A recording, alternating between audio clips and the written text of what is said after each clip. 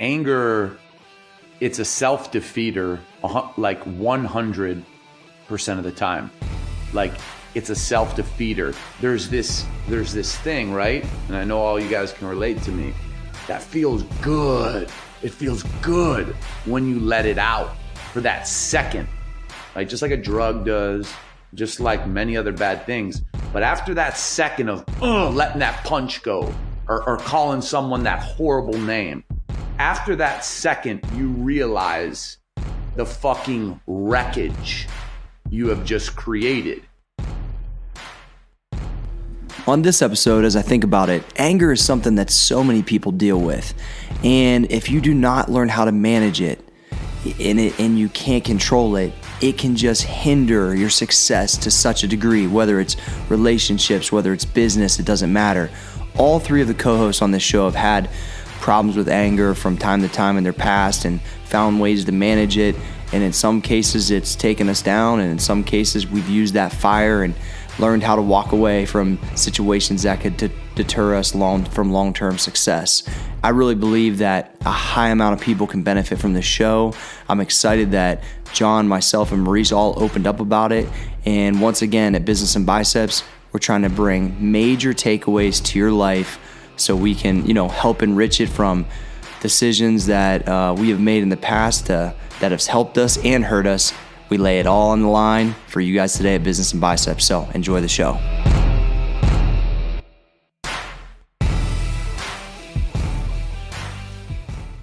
What's up, everybody? And welcome to another episode of Business and Biceps. And you better wake your ass up, because on today's show, we're going to turn a negative to a positive. We're going to help you how to channel your anger. And we're going to help you cut out and give you some, advice on how to cut out those vices so you can continue to be successful. And I can't wait to hear what John Fosco's got to say. And I can't wait to hear what Maurice Claret's got to say. And I'm going to tell you, you can't wait to hear what I'm going to say. And of course, it's brought to you by Boston Sword and Tuna. You better make sure and shop.bstseafood.com. We want to give you 15% off at shop.bstseafood.com. You can use the promo code BIZ15 and our newest sponsor, 2020. John, tell them about 2020. 2020 is a marketplace, my friends. It's a marketplace for photographers to go and submit their amazing work. So people like us and other entrepreneurs and other business people can use their photographs and license their photographs and pay them for their work to make our websites beautiful. So if you are a business and you're looking for beautiful photographs for your website at a reasonable price, or you're a photographer looking to make some extra money, 2020 is an amazing marketplace. And Corey, I know we have a promo code connected with Business and Biceps. We absolutely do. If you go to 20, TWENTY, the number 20.com/biceps, you can redeem your 5 free trial photos. I would opt for the ones with John Fosco's shirt off. I think those ones will work amazing on whatever website that you're going to do. Who wouldn't? Okay. And lastly, of course, everybody. Lastly, it's brought to you by MaxEffortMuscle.com. If you haven't tried the Energy and you're tired of spending $2.50 at the bodega on the corner for your energy drinks, I would recommend that you try the cleanest energy on the market right now. And it's about 80 cents a serving. Energy by MaxEffortMuscle.com, which happens to be me and Johnny. So support us. Check it out. All right. So first off, Maurice, how we doing today? Doing wonderful, my brother. Hey, I got to commend you, man. I know you was just on our Homeboy Dramas podcast. It was 2 hours long. I listened to the whole thing, Mo. You did a good job, bro. You did a really good job. It was fun to listen to. No, that was a good deal. The funny thing about it is that we didn't realize it was that long as we were going. And then when I got up and looked at the clock, I said a whole bunch of time has passed by. Since I thought people would get too bored and want to, 2 hours is a long time out of somebody's day to be listening to another person. Well, I got to tell you, the clip that he put on social, Reese, about kind of when that whole thing kind of came to a head and, you got basically apprehended or whatnot, like just thinking about that situation, how crazy it is and what you've rebounded from. it's still, I've known you for so long. It still trips me out, bro. It still trips me out. And we've been homies for a minute, but just when you were saying what had happened and what your mindset was and how when you talked to your mom that you shifted to something that, you know, you were like, I'm not going to fight with the cops. This is a kind of like, you know, a crescendo of this whole thing. And now I'm going to, you know, kind of move on. I don't know, dude. The whole thing's still crazy to me. So does it feel like that when you talk about it? It definitely feels like that when I talk about it. To say the least, you know, it kind of feels unbelievable in a way. You know, you don't never consider yourself being in a set of circumstances like that. You know, you're talking about like, you know, just think about this. You put yourself in a situation, or you're talking about a situation that's serious that you could have lost your life. You know what I'm saying? I know. And when you're talking about losing your life, it's not like you can go get another one. You know what I'm saying? Ain't that the truth? Yeah. But so part of why I'm bringing that up, because I think it pertains to what we're going to talk about today, is that there's, you know, enormously bad situations. There's things that you run into on a day-to-day basis that are negative that you have to turn into a positive if you think that way. And if you don't think that way and you're a listener, hopefully you'll get that perspective today on how we look at things.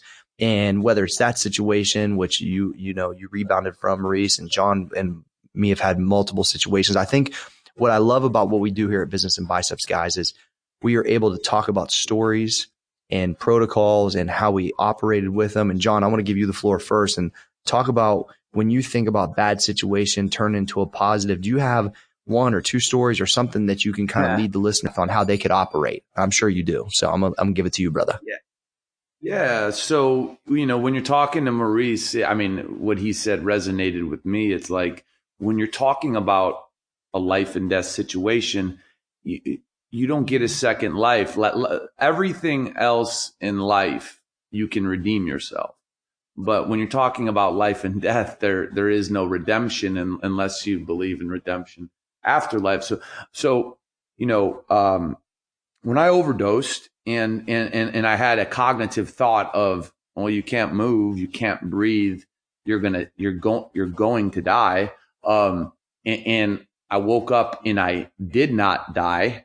That was the worst possible set of circumstances, I've ever had in my life. And I'll explain. My friends didn't like me. My parents didn't understand me.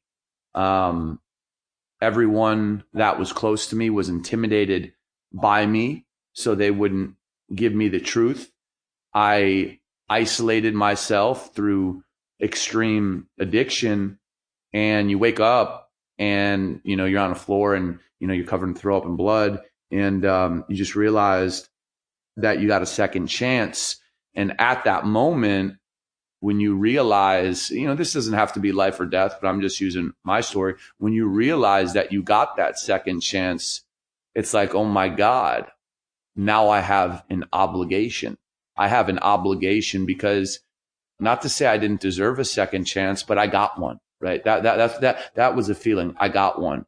So I have an obligation to go to my family. I have an obligation to go to my friends. And I have an obligation, first and foremost, to myself, to not waste what God gave me, and to not waste my skills, and to not waste my abilities, and actually share them with people so I can hopefully help people and make an impact. So I believe when you go through things that you don't want to go through, AKA a bad situation, you got to identify immediately that it's a bad situation. And then after that, you have to ask yourself a question. What good does it do me to stay mad or to stay depressed or to stay sad? And if you don't know how to get out of the depression or the sadness, seek professional help. But you have to, at that point, when you deal with severe situations, you have to challenge yourself, man. You have to challenge what you are made of. And that is how we make positive changes in life, guys. And that's how we take ourselves to the next level. Because I'll promise everybody something. you're going to go through a bad situation. And I think what this episode hopefully, is partially about is giving you tools to handle it. So I'll hand off the ball to either of you guys, but that's kind of my view on it. I think leading people through that, Johnny, because, you've been able to share your story a couple different times, but like that literally was it was the turning point. You had to hit that level of I guess like hurt and just like basically the bottom of the barrel for you at that point in time. Right. And then that's what turned everything. Yeah. Desolation. I was desolate, bro. I was a shell. Oh, that's so crazy to me.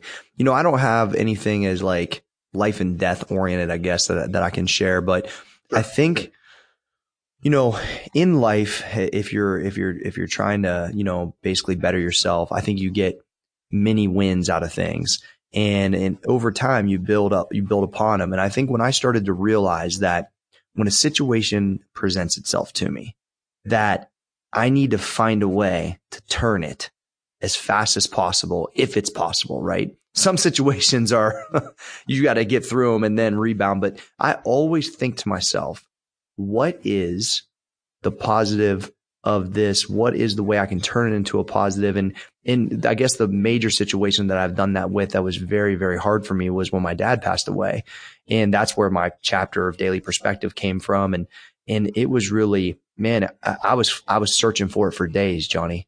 That was so hard for me to deal with. And look, I mean, I guess the biggest thing about my dad was missing, and that's like stuff you see on the news. You're like, a guy's missing. You're out looking for him. You hope for the best. And then when you find out it's the worst, right, that he's passed away and he's over this hill and all of these kind of things that you could never dream about would happen. And then, I mean, I was already in the mindset of searching for it. I'm like, where is the positive in this? How, you're really searching hard. And I was crying every day. I was struggling with it bad. And it was like the positive is that I hope I never have another day this way. I hope that anything that in my life feels that hard, I can apply it against this day. It's almost like I went through, and I always talk about this, barring something happened to a child of mine, which I hope to God I never have to experience. It's the worst day I've ever had.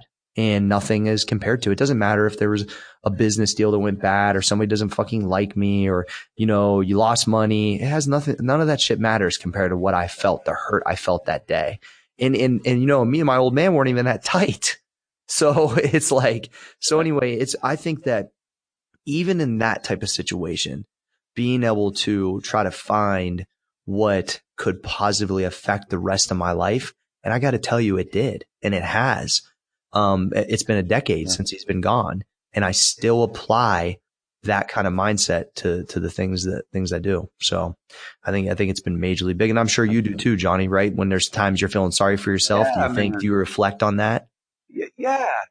It's the foundation of who I am. It's when I feel close to somebody, whether it be a business partner or somebody in an intimate relationship like my girlfriend or a distant family member. It's literally the first thing I introduce myself with. And I'll tell you why, because I'm not I've learned not to be ashamed of it, because if you want to have a real relationship with me, you need to understand it, because it's who I am, right? Like, it's who I am. It shapes how I view situations.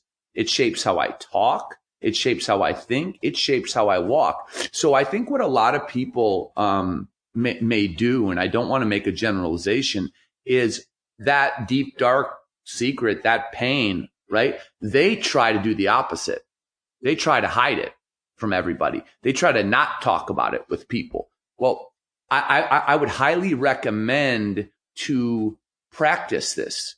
Share it with people. Mm-hmm. Share it with people in a way where you're like, this is who I am. If you don't like me, because that's most people's fear, sure. You don't like me, or you think I'm weird, or you think I'm this. If you don't like me, I respect that. And we don't have to have a relationship. But I will promise every listener this. It brings you closer to the people, not everybody, but to the people that you want to be close to, because you create a bond that goes much deeper than how's the weather, how's your job doing. You create real depth. And that's a practice that it's part of the healing, and it's part of understanding that, wow, I had all these really surface or fake relationships before, but this is my way of ensuring that the relationships I do have now are real. Yeah, it's so crazy. And that's, and what I love about the podcast, and just so you guys know, Maurice was speaking at a church today, and he was in one of the rooms, and they're having a fire, I guess. So I hope everybody's okay. So Maurice jumped off, but he'll be back on. So I'm sure he'll clear his throat as soon as he gets back. Oh, wow. Okay. Yes, that's what's happening. He just texted. So but one thing that I would say is, like, Johnny, what I commend you on, and Mo does the same thing. When he comes back on, I'm gonna have him share more about that day. Is a lot of people don't want to go there, man, because it's scary and they're vulnerable. Right. And honestly, none of us would have grown to what we are now, and as we continue to grow, if we didn't go there. Don't you think that's a limiting factor, that somebody isn't grabbing whatever that deep, dark hardship is and then, dealing with it and then turning it a 360 in a way, or at least changing the perspective? I just think that people are running away from it. Yeah. Listen, it's always going to be who you are. You cannot take back these situations, right? So we're talking about making the best out of a bad situation. Well, I think that the primary tenet of that is acceptance that you are now, this bad thing is now part of you. But you must say to yourself, that's okay. That's okay. And if you believe that's okay, then you can look somebody in the eye and share with them, yeah, I really used to make bad decisions and take these pills or do this or treat it. But, now I learn from it. So I feel so much stronger. So it's just like, that's never going to go away. So if you try to hide from it, you're just doing yourself a disservice, because you're going to build things based on a false pretense. Yeah. And things that are built on a false pretense do not last. They don't have staying power. So I know we're all interested in building real relationships. Real relationships have the word real in them, because real implicates that everything about them is authentic. And being authentic is being honest. Yeah. No matter what the honest answer is, no matter what hurt is there. Right. I guess the thing is, like, those are the things that test you. I think that everybody has. I almost feel like, maybe not everybody, but most people have an event. I mean, what successful person have you met, John, that doesn't have, like, truly successful person that you say, man, that guy or gal has got it, that doesn't have some sort of a John, Maurice, or narrative? Have you ever met anybody that hasn't? No, I haven't. Not one person, bro, because think about, okay, so you talked about writing a chapter in your book about perspective and how you use it every day. I talked about, this is who I am. I accept it. And if you are in my life, you must accept it too, in an appropriate way. And Maurice, the same. He did a damn movie on it that's on ESPN. So it's like these are things that provide the wisdom to be able to go on and have vision in business and see things and be able to relate to people in a way to where you can cauterize people and achieve goals. So without this adversity, you don't get Corey Gregory doesn't have that chapter on daily perspective. I'm not me. You don't have that. So without that, take that away from you. Like you just said. It changes You're not everything. you. No, and as hard as it was, Johnny, it's in a weird way. It, like, hey, everything's supposed to happen for a reason, as they say, cliched. But actually, I think what we're going to do is take a quick break, Johnny, which the listener's not going to know. It's going to be really quick. We'll be right back because it's a recording, but we're going to grab Reese and come right back on. All right. Let's do it.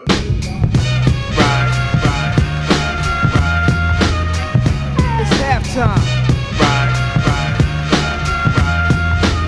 Hey, yo, it's halftime. Hey, Johnny, it's halftime. And listen, I'm greased up. I got pictures taken. It's, they're going straight to 2020.com. Hey, I got a promise for you, Corey. I know you're building your new website. Listen, I know you're building your new website for your stripper. I know you're a stripper on the side, and you're building a website if you need pictures for it. Hey, listen, I know one thing. If you put those photos up, not one person's going to buy it.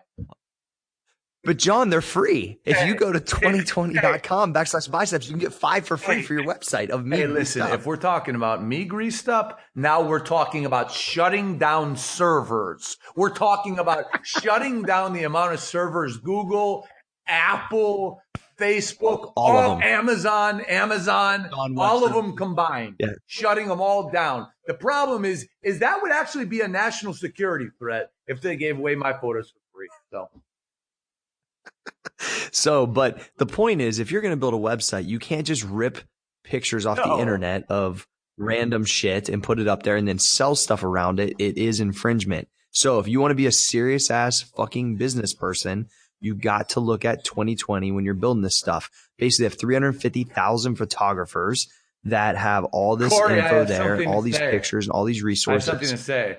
If you're a photographer, yes, and you're not lazy, a lazy photographer, then you could definitely go to 2020, and you can make some money. But you can't be lazy, you can't be a lazy photographer.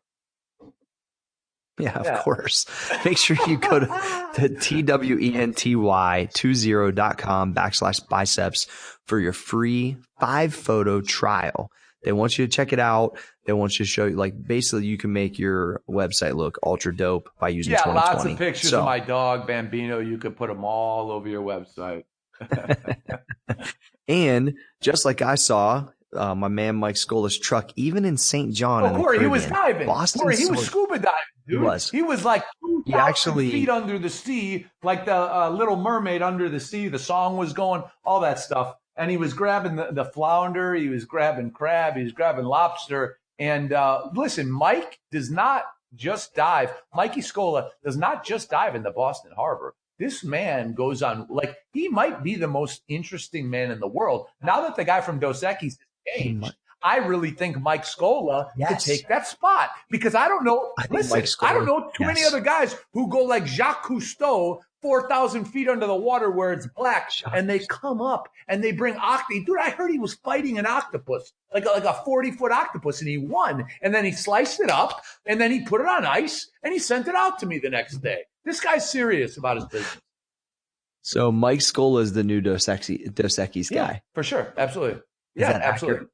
So shop.bstseafood.com. Mike Scola is the new most interesting man in the world because he will dive by himself and grab scallops out of the sea and throw them into the boat. He grabs flounder and mussels, and you don't want to miss it. But if you want to get that fresh the next day, straight to your door, he has fresh or frozen packs available in a large variety. You got to support my man Mike Scola at shop.bstseafood.com. Promo code BIZBIS15 gives you 15% off. John, I'm going to tell you about Max Ever Muscle real quick. I got to give you some props. The energy formula that, you came to me and was like, dude, we got to create. I'm tired of drinking fucking Monster. I'm spending way too much money. Even the guy at the Dairy Mart on the corner, he might be mad at you because he ain't making the money. He was making his house payment on John Fosco. And now, because we have the energy formula, which is way better for you, and it's moving well, it tastes amazing. It's like it'd be like buying an energy drink for 80 cents, dude. And you know what? It doesn't give you that jittery garbage crap feeling that Monster and Red Bull give you. This is really easy. You mix it with water. It's got aminos in it. And dude, you can focus on this stuff. Straight up, you can focus. I'm telling you, you can use it at any time. But if you're sipping on this thing or you even down it before you go to work or before you go to school, you will not be mad. And guess what? You can also mix it with vodka, which I would recommend. Yeah, I need to do that. It tastes super good. John, let's round up halftime with let's talk about our new business, Podcast Influencer, briefly. Yeah. So Podcast Influencer's killing it. It's because the industry of podcasting is rolling over year. It's doubling. It's tripling. Some say it's going to quadruple in the next 2 years. So everybody has something to say. And the great thing about podcasts, if you're interested in flooring, if you're interested in cumulus clouds or palm trees, dude, there's other people in the world that have the same interest. You can create a podcast, you can create a listener base, and you can create revenue through sponsors and partners and create a community. Anybody can do this. So we've done it. We started the wrong way along the course of just doing it, right? We learned how to do it the right way. We've gathered all the tools that we have learned and also marketing the podcast, and we're presenting it to everybody at podcastinfluencer.com. We have several clients already. Everybody's winning. So if you have something to say, if you're already podcasting and you're like, dude, I need to have more people hear my podcast, we help you on marketing your podcast. So visit podcastinfluencer.com. It is changing the way people market and get started podcasting. Yeah, it's pretty awesome. I mean, it's just in the spirit of this kind of podcast, like just doing things and opportunities present themselves. So I can't think of any other way to kind of segment right back to it. I'm having a blast. Let's go. It's halftime. Hey, yo, it's halftime. And we are back. Now, what you guys don't realize is that it sounds like we just only had like a 1 second break, but that was about an hour later. And we're going to move on to the topic of channeling anger, which we all have right now. Yes. Man, Damn right. yes. So I'm going to share with you guys, the listener, what I was doing on the break. That seemed like 1 second, but it was much longer than that. As we had both of us get kicked off and Maurice had a fire drill, I turned everything on mute and yelled at the the top of my lungs. Jeremy got scared and crawled on the floor. I was like, ah! So yeah, that was it. So what I think we should do is, Maurice, the last action hero is John. The last action hero. Yes. Talk about, Maurice, channeling anger. I think all of us, first of all, I had problems with anger as a kid. John, I'm pretty sure you had problems with anger. Yeah, You've mentioned it multiple times. Yeah. Maurice, you're a pretty aggressive dude. Like, talk about channeling anger, dealing with it, turning it to a positive. Go, Maurice, before it cuts out. Yeah. Well, I mean, channeling anger. I probably got angry 55 times in the last 55 minutes, man. No, but I tell you like this. I think that the older I've gotten, the more experience I've had, I've definitely understand just different ways to secure myself when I'm angry, or bring myself back to a calm place. And out of all things, it's two things that really help me. They really kind of set my mood or give me perspective, is really weightlifting or exercise. And I think that, in a responsible way, no matter what I'm going through, no matter, if something, be it with business is not going the way I want to, if it's a personal relationship or if it's just people in general who I may, not see eye to eye with at the time, going to work out, definitely, it takes me away from mentally being in another place and brings me to the present moment when I'm running and jogging and lifting weights and exerting energy in a positive way, and just setting sort of the energy in like this positive momentum sort of deal type of way, when I'm exercising. But another thing is reading. Whenever I happen to be angry at something, and I really stole this from Coach Trussell. When Coach Trussell left Ohio State, he was like, hey, before I get involved in anything else, I'm going to go read 100 books and look to learn things new, because obviously I failed at what I was doing and something didn't go right. So something is obviously wrong. And what he was basically saying was that I'm so pissed off and I'm so angry that I need to go ahead and develop a new strategy, get new ideas, and basically shift my perspective on this deal. So, I enjoy reading and I enjoy working out when I happen to have things that are pissing me off. And really, I'm just looking for or searching for just something to help me solve whatever it is I'm going through. I got to say the backside of that or the downside of that was that I used to drink and drug when I had stuff going on. So, if I had something to piss me off in a more in an irresponsible manner, I would go ahead and, let me drink, say, fuck it. Everybody has those things. They say, oh, I'm stressed out, I need a drink, or, oh, I'm pissed off, I need a beer, or I need to relax, I need a beer or a shot, or I need to smoke a blunt, or I need to pop some pills, or whatever it may be. So that was like the irresponsible way, which led to all sorts of other things. But the more responsible way and how I deal with it these days are either to, separate myself, go work out, read just to put my mind elsewhere, or being legit, just talk to people who I know will give me positive feedback. I think those three things help me out. Yeah, I think the message that I just want to share, because this is something I've struggled with my whole life. I believe it's in my DNA, probably a fact that it's in my DNA, and I still struggle with it today, is that anger, it's a self-defeater like 100% of the time. Like, it's a self-defeater. There's this thing, right? And I know all you guys can relate to me.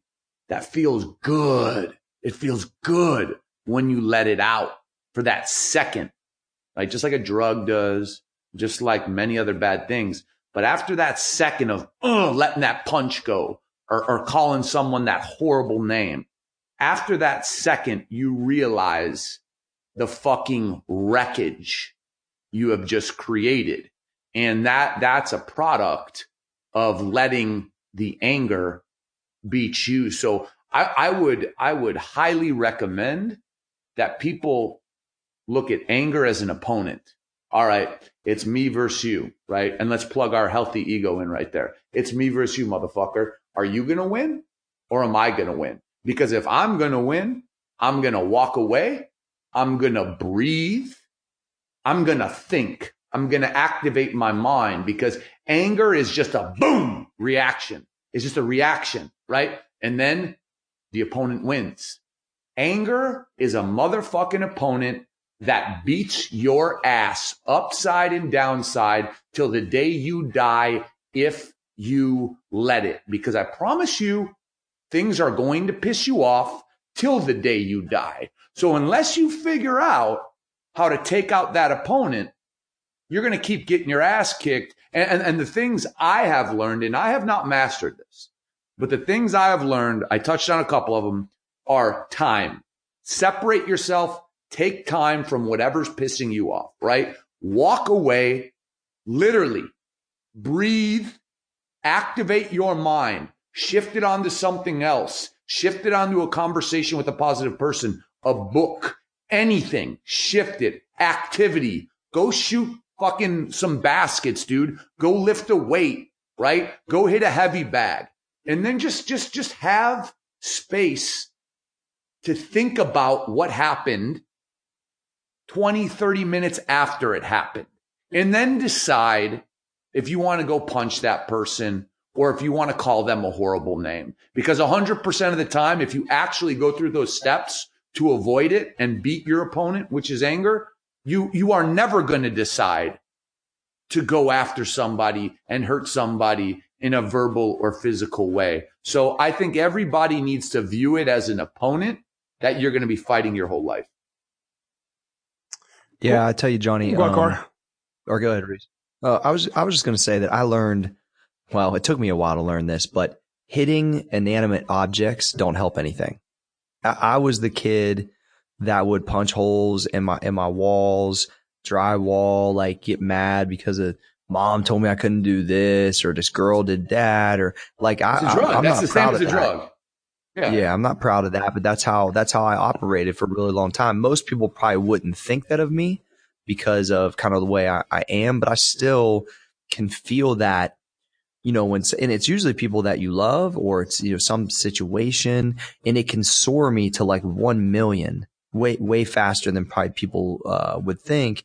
And I've found over time that like managing that has come through like, Maurice, which you mentioned, like, or John, shooting baskets, working out. Like the iron game for me changed everything. I used to hit the bag when I was a kid. Like I remember straight up, I still have the bag in my basement, right? The first bag I bought a white canvas Everlast bag. It's throwback as shit. I got it from this old boxer. I couldn't even drive to go get it. My mom had to take me. I found it on what was Craigslist then. It's called the Merchantnet. It's this little paper you could get at the grocery store.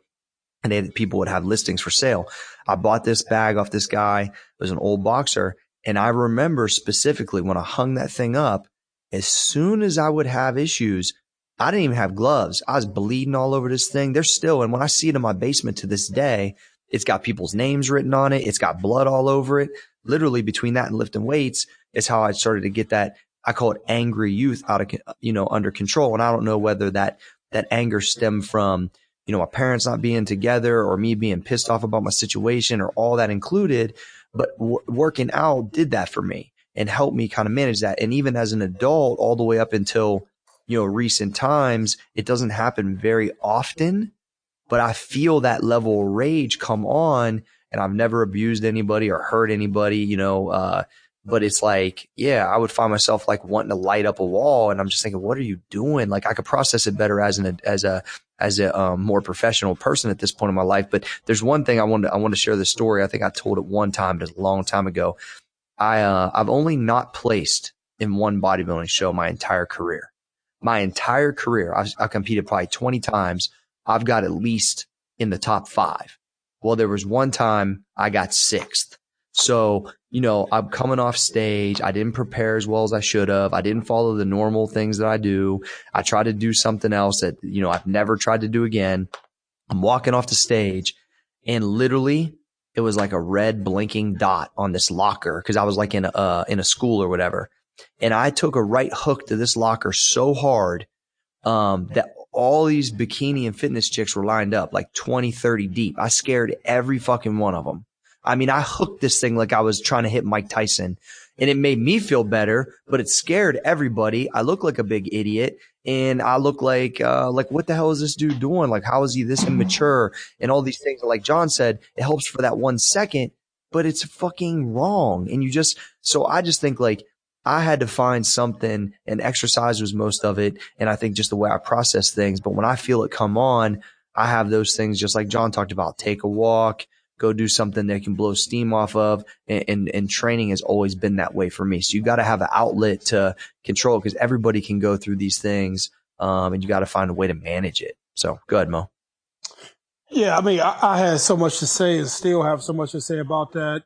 And I didn't really know, like we talked about controlling anger, but then as I heard John, and like I could hear the seriousness in his voice when he was talking about it, and it kind of put my mind in some places, just when I let anger control me. And I think I said this before on another podcast, but I heard it or read it somewhere. He who angers you control you.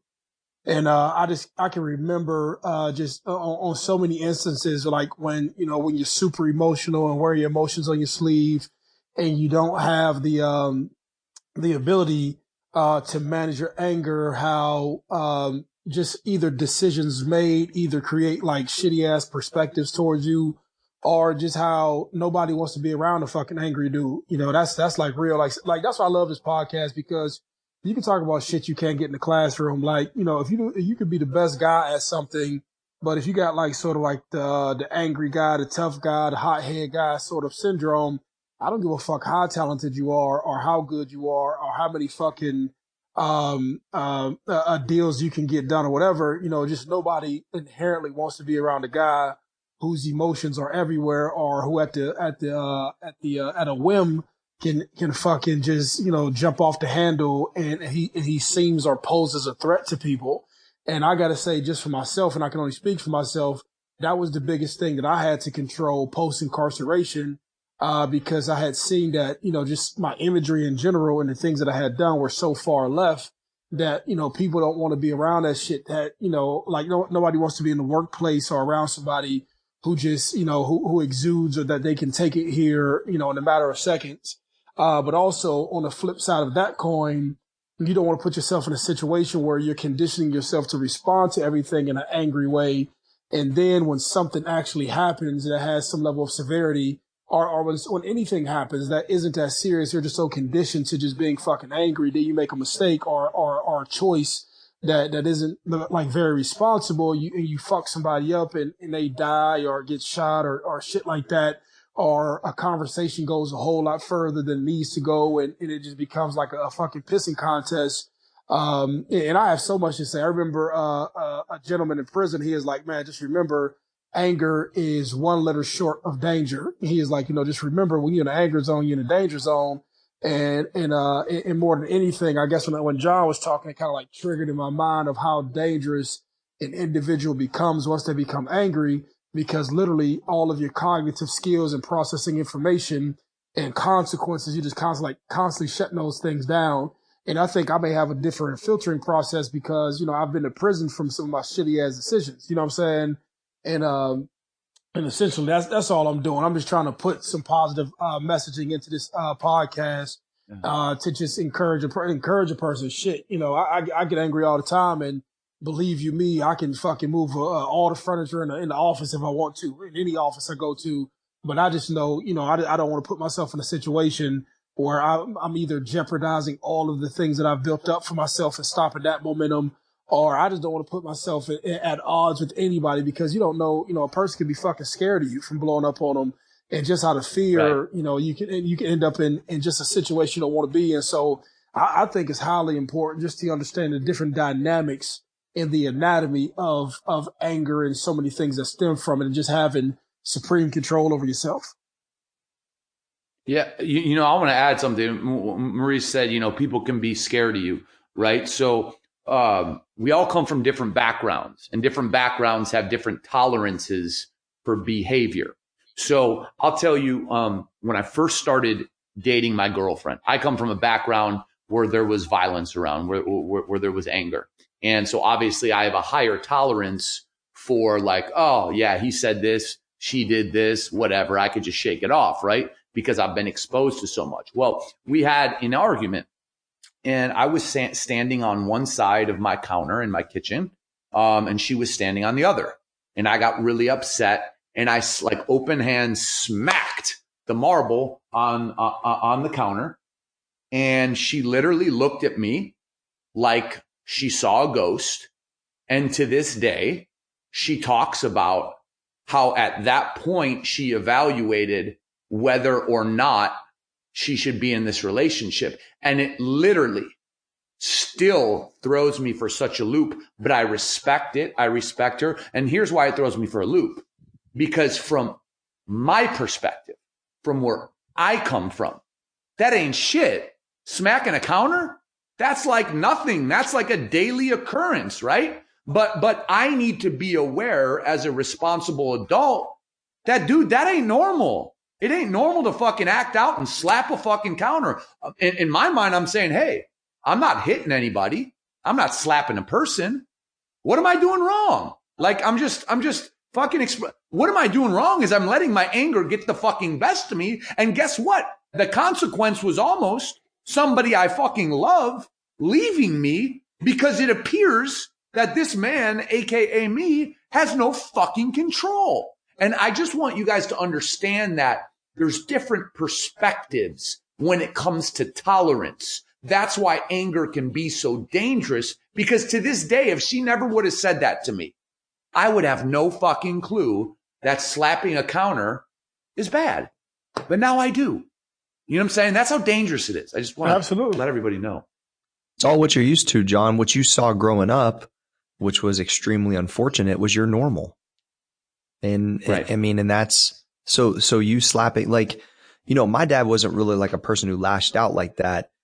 So I never really saw anything like that. And then I remember here's what happened to me one time, 2 different occasions with Rachel, right? Early in our career, or early in our relationship, not career, early in our relationship, like, I punched the wall at her house. I forget even what it was about. Wasn't proud of it at all. Should have hanged something on it so her roommates didn't see it, because she knew, or I punched her door. That's what it was. I punched a hole in her door, not all the way through, but on the one side, right? Lit it up. And I can't even remember why. We was probably arguing about some dumb shit. And she had to hang a poster on it. She's like, I know that you ain't going to harm me. I know that, you said this has happened to you in the past, but you have to work, like, you have to control this. Like, it can never happen again. Do I want my roommates thinking that you're a person that could harm me? Like, this is early. And I was like thinking to myself, what am I doing? And then I remember, and I talked about this one other time. This is probably around that same time. And Johnny, I was driving. I'll never forget it. We were driving across this Kroger's, and I was yelling at her about something. And dude, she's like 100 pounds. She sat up in her seat and she hit me in the chest, and she looked me dead in the eye and said, you don't ever fucking talk to me like this. I will not allow a relationship to happen in this manner. And this is not what I want for my life. And I was like she checked me at the ultimate level about how I was operating. Like, I'm not proud of either of those situations, but the reason why I'm sharing them is that not everybody deals with crazy anger, but if you're a fiery dude a little bit, or gal, that shit comes out until you learn how to manage it. And I've always been this way. And I think part of it's my childhood, and part of it's your childhood, and same with Mo's. And it's like, it's just one of those things where, luckily my significant other now, like, understood that I wouldn't harm her, but also checked me like, yo, you better get this together. I'm not going to tolerate it or be around it. Right. And I think a valuable, for sure, man. And I think a valuable point taken from both of our stories is that, and this is for the male listener, and it pertains to the female listener.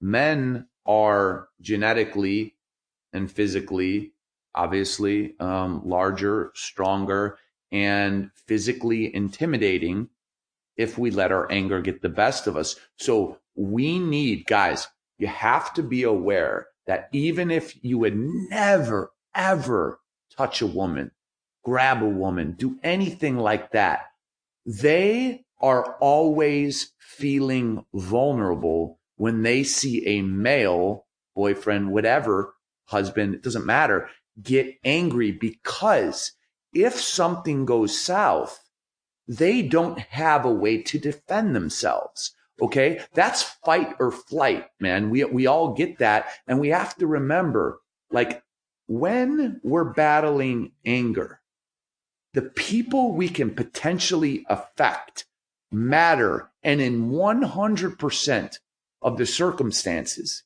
if you're letting your anger run wild around a female, she is going to have in her DNA, inside of her gut, a fear that this man can harm me.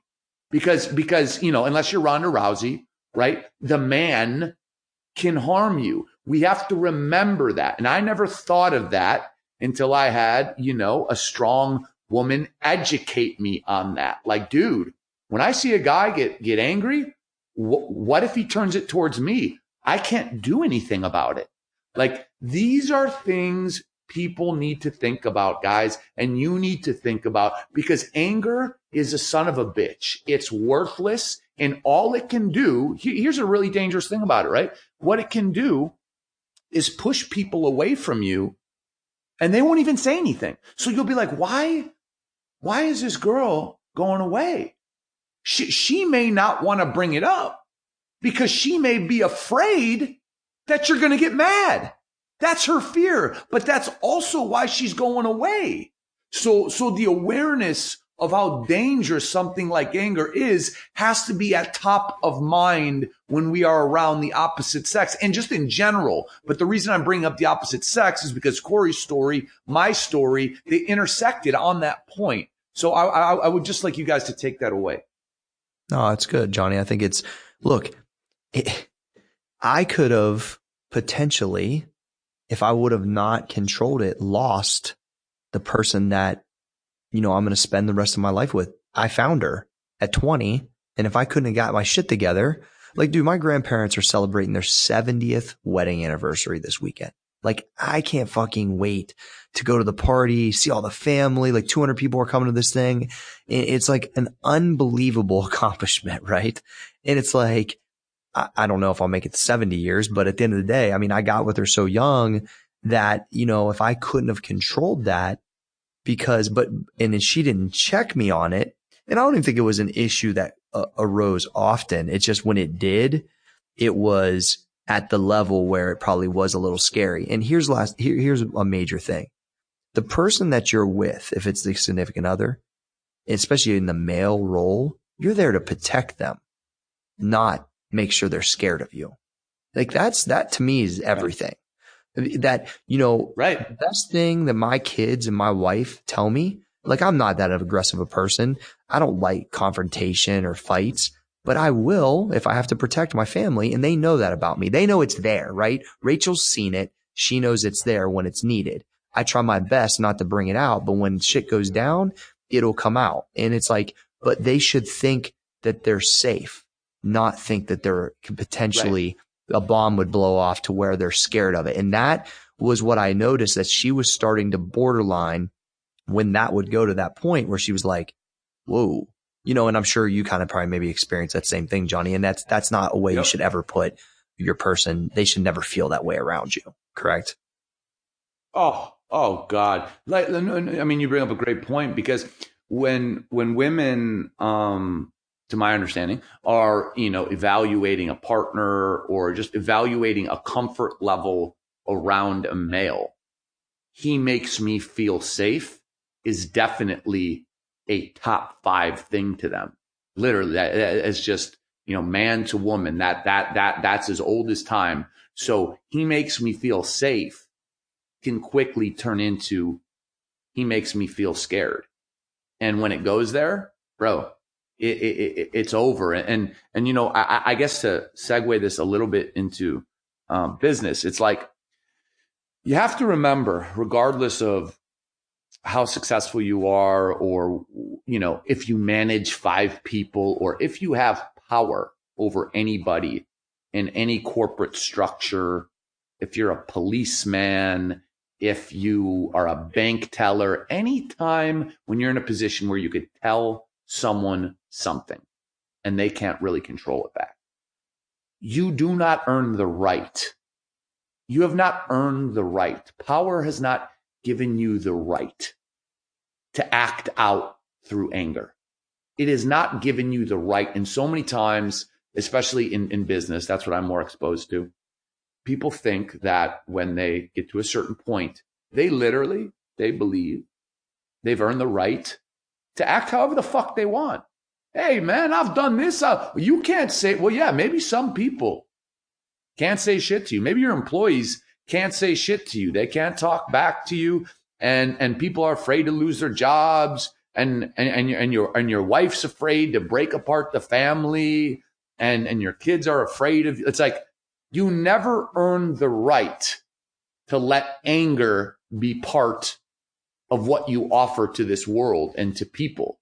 So it's like, I just think this is such a great topic, because every human being can relate to it. There's not one. And I'll even say this to females, and I'm not a female, but you don't earn the right because maybe it's, no, I'm not. Hang on, let me check. Oh, I'm definitely not. Sorry. Okay. Sorry. So even if it's that time of the month or you're sad, you don't earn the right to treat your man or your friend or anybody with anger-based intentions. Nobody has the right. We can't think, oh, it's that time of the month, or, oh, John had a bad day at work, so I can be angry at people. This kind of thought process of acceptance of anger, it's like this, guys. Anger can and should never be accepted. And I'm going to reiterate the point that I made at the beginning. It is your lifelong opponent that you have to fight with. And you can beat it if it's important to you. If you don't see the importance in it, it will kick the fucking shit out of you, regardless who you are. Yeah, word to that, Johnny. I always wonder if people are going to be shocked that, like, Cause I mean, I think I've always displayed kind of a cool, calm type of thing. You're always kind of known to be more a little bit fiery, right? So that's why I kind of wanted to share, because I'm guessing some people might think that seems a little off character for me, but it really wasn't. I had to work on it. It just, I caught it pretty early. That's all it was. So I don't know. Well, I think I've been able to human channel it being. into I'm able to channel it into the weights too. No. I think that was a major part for me. You know what I mean? So it was big. All right. Right. And, so, and what goes on, listen, what goes on real quick behind closed doors, like what you do behind closed doors, what I do when I'm not talking on that, like we're real people, we're real people. Yeah. So we have the same challenges that everyone else has. We can appear a certain way. We can talk a certain way. Hey, I can be fiery as fuck, but here's the fact of the matter. Anyone who's met me that's listening, I'm a pretty shy person unless I really know you. So these are perceptions of people, but at the end of the day, guys, we all struggle with the same stuff, period. Yeah, absolutely. So this is kind of short and smooth, I'll call it, channeling anger. Right, Johnny? Channeling anger and turning up a negative into a positive. And I think once you're in Ohio, Johnny, and we're in studio with Mo, we should, shortly come back to this, spend more time on it. It's really good. But this is something that I think everybody needs to just think about and realize that, hey, I'm just not the only one that deals with that. These guys deal with this. Part of what's great about this podcast is being honest about things in this nature that aren't really talked about that often. I don't think, and especially as a roundtable like this, I think it's really positive. So I'm going to wrap this up. Make sure you guys give us a 5-star rating on iTunes. Only a positive comment, of course, and if you put out a good comment, you should tag Business and Biceps on Instagram. You should send it to Jeremy at businessandbiceps.com. He might send you a free t-shirt. I've been seeing some of those go out. So I think you guys would love that free t-shirt with cartoon characters of myself, John, and Maurice on it. They're pretty dope. The new Business and Biceps logo. Like I said, make sure you guys leave us a positive review and a 5-star rating. John, of course, it's brought to you by shop.bstseafood.com. And if you want some fresh East Coast seafood delivered to your door overnight, use the code BIZBIS15 to get 15% off at shop.bstseafood.com. Holler at our boy, Mike Scola. Johnny, tell him about 2020. 2020, regardless of our technical problems, 2020 is a fantastic marketplace for the independent photographer or for the individual building a website, right? Even if you have a website, everyone's got to do that 2.0, that 3.0, that upgrade, right? You got to give it a facelift. And when you're giving it a facelift, you have to find good photos that fit your mission, that fit your brand, and you have to have a license for those photos. You can't just rip them off Google. So 2020, that's TWENTY20.com, is a marketplace to find amazing photos to use for the web. And it's also a great place for you photographers to go and make some extra money selling your photos and licensing them out to people who need to use them for their website. So it's a win-win on both sides. It's a great business. It's a great marketplace. And I would just ask every one of our listeners to visit it. Absolutely. Make sure, once again, it's 20 20.com/biceps. Get that 5-photo free trial. Deck out your website, make it look fresh, and don't get in trouble at the same time. Once again, 350,000 photographers have their stuff on there. So John Fosco. This one. Corey Gregory, I can't even hear you, buddy. I know. Yeah, can the podcast be stopped? No matter what. I can't even hear you. Hey, listen, the podcast can't be stopped, all right? The podcast can't be stopped. It can't be stopped, period.